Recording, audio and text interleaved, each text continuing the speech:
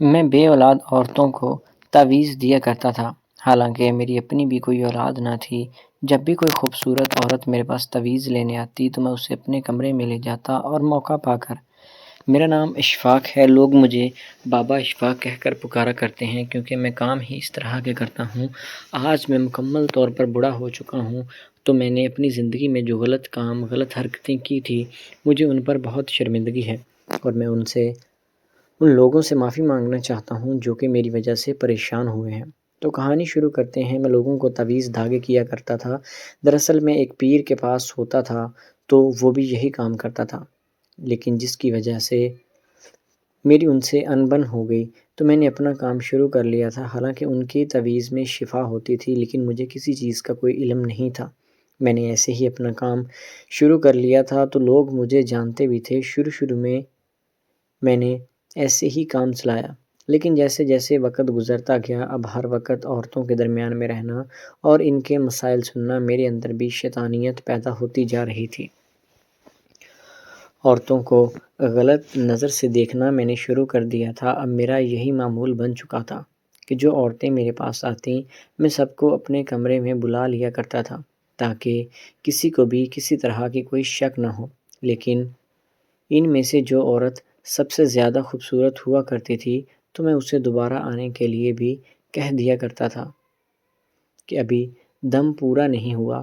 مجھے یاد پڑتا ہے کہ آج سے تقریباً 20 سال پہلے ایک عورت نہیں بلکہ ایک لڑکی جس کا نام زہرا تھا، وہ اتنی خوبصورت تھی کہ میں آپ لوگوں کو کیا ہی بتاؤں، لیکن بیچاری کی شادی کو 2 سال ہو چکے تھے لیکن کوئی اولاد نہیں ہوئی تھی۔ اس کی ساس و سسر اتنے ظالم تھے کہ وہ اسے مارتے پیٹتے بھی تھے، صرف اور صرف اولاد کی وجہ سے۔ حالانکہ ان کو یہ اندازہ نہیں تھا کہ اولاد صرف اللہ تعالیٰ کے اختیار میں ہوتی ہے، جسے چاہے عطا کر دے، لیکن وہ اسے مارا بھی کرتے تھے اور کہتے تھے کہ اولاد دو نہیں تو میں تمہیں طلاق دے دوں گا۔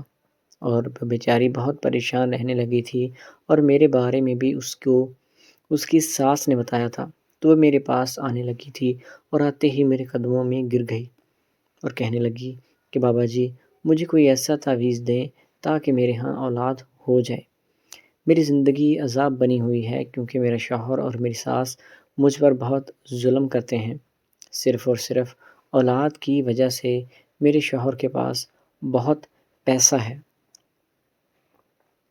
میرے ماں باپ نے پیسے کے لالچ میں میری شادی وہاں کر دی تھی۔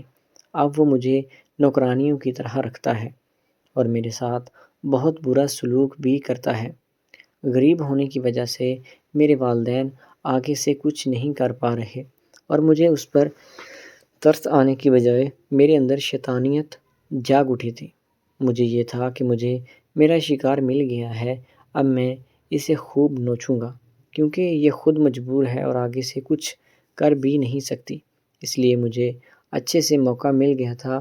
میں نے اس سے کہا کہ اولاد تو تمہارے ہاں ہو جائے گی، لیکن میں نے اپنے خاص کمرے میں اسے بلا لیا اور اسے سمجھایا کہ دیکھو تمہارا دم تھوڑا لمبا ہوگا، اس لیے تمہیں یہاں پر کئی چکر لگانے ہوں گے۔ وہ میری بات مان گئی تھی کیونکہ وہ بیچاری بہت ہی مجبور تھی۔ میں نے اس سے کہا کہ تم پرسوں آنا۔ جب وہ دوبارہ آئی تو میں نے اس سے کہا کہ مسئلہ تمہارا نہیں تمہارے شوہر کا ہے، اس لیے تمہیں کچھ اس طرح کرنا ہوگا کہ کسی اور کے ساتھ تعلق قائم کرنا ہوگا۔ میری بات سننے کے بعد وہ پریشان ہو گئی تھی اور کہنے لگی کہ بابا جی یہ آپ کیسی باتیں کر رہے ہیں۔ میں نے اس سے کہا کہ تمہیں بابے پر یقین ہے؟ تو وہ کہنے لگی کہ جی بابا۔ ہاں، تو میں نے اس سے کہا کہ پھر بس میری بات مانو، مسئلہ تمہارے اندر نہیں تمہارے شوہر کا ہے۔ تو وہ بیچاری بھولی تھی اس لیے مان گئی اور کہنے لگی کہ بتائیں بابا جی اب مجھے کیا کرنا ہوگا۔ میں نے اس سے کہا کہ دیکھو اب تمہیں بچہ پیدا کرنے کے لیے کسی ایسے شخص کے ساتھ تعلق قائم کرنا ہوگا جو اس کا قابل بھی ہو۔ وہ پریشان ہو گئی اور کہنے لگی بابا جی آپ نے مجھے بہت بڑی مشکل میں ڈال دیا ہے، مجھے سمجھ میں نہیں آتا کہ اب میں کیا کروں اور کس طرح اس مصیبت سے نکلوں۔ وہ کہنے لگی کہ دیکھو اگر تم کسی کے ساتھ باہر تعلق قائم کرتے ہو تو تمہاری بہت بدنامی ہو جائے گی، اور اگر تم یہ بات اپنے شوہر سے کرو گی تو وہ تمہیں کسی بھی صورت نہیں بخشے گا، کیونکہ مرد کو اگر اس کی کمی یا خامی بتا دی جائے تو وہ کسی بھی صورت میں معافی نہیں دیتا۔ اس لیے تمہیں یہ کرنا ہوگا کہ اس سے بھی بات چھپانی ہوگی، اور یہ کام بہت ہی رازداری کے ساتھ کرنا ہوگا۔ وہ کہنے لگی کہ بتائیں میں کیا کروں؟ تو میں نے اس سے کہہ دیا کہ یہ کام تو بہت غلط ہے اور میں کبھی بھی یہ چیز نہیں کی، لیکن تمہاری یہ مشکل آسان میں کر سکتا ہوں۔ میں اپنے اتنے سالوں کی بنی بنائی عزت کو داؤ پر لگانے کے لیے تیار ہوں۔ تو بس پھر کیا تھا، وہ بیچاری پہلے ہی مجبور تھی اور مان گئی۔ کہنے لگی کہ چلے بابا جی، اگر آپ کہتے ہیں تو میں یہ چیز ماننے کے لیے تیار ہوں، لیکن مجھے اس چیز کی ضمانت دیں کہ میرے ہاں اولاد ضرور ہوگی اور میرا گھر بچ جائے گا۔ اب میں نے اسے جھوٹ موٹ کی تسلی دے دی کہ تم بالکل بے فکر ہو جاؤ، میں نے اپنے موکلوں سے پتہ کر لیا ہے اور اس سے تمہارا گھر بھی بچ جائے گا اور تمہیں عزت کی زندگی بھی ملے گی۔ بس پھر کیا تھا، وہ بیچاری تیار ہو گئی اور میں اسے اپنے خاص کمرے میں لے گیا تھا، اور پھر ہم لوگ ملاقات کرنے لگے تھے۔ جیسے ہی ہم لوگ فری ہوئے تو وہ اٹھ کر اپنے گھر چلی گئی تھی۔ اب میں نے اس سے بہت زیادہ رابطہ کرنا شروع کر دیا تھا اور اسے ہر ہفتے بلانے لگا تھا۔ میں نے اس سے یہ کہا کہ تمہارے 8 دم ہوں گے اور پھر تمہیں اولاد تمہارے ہاں پکی ہو جائے گی۔ وہ بیچاری بھولی تھی، مان گئی اور ہر بار میرے پاس آتی رہی اور دم کروا کر جاتی رہی۔ میں نے اسے کوئی 3-4 مہینے اچھے سے استعمال کیا، اور پھر جب اسے پتہ چلا کہ میں صرف اپنی تسکین کے لیے اسے استعمال کر رہا ہوں تو وہ بیچاری رونے لگی اور کہنے لگی کہ خدا کے واسطے مجھے یہ ذلت کی زندگی سے باہر نکالیں۔ اگر میرے ہاں اولاد نہیں ہو سکتی تو میں ایک ہی بار میں اپنے شوہر کو بتا دوں گی، لیکن یہ روز روز کی ذلالت مجھ سے برداشت نہیں ہوتی۔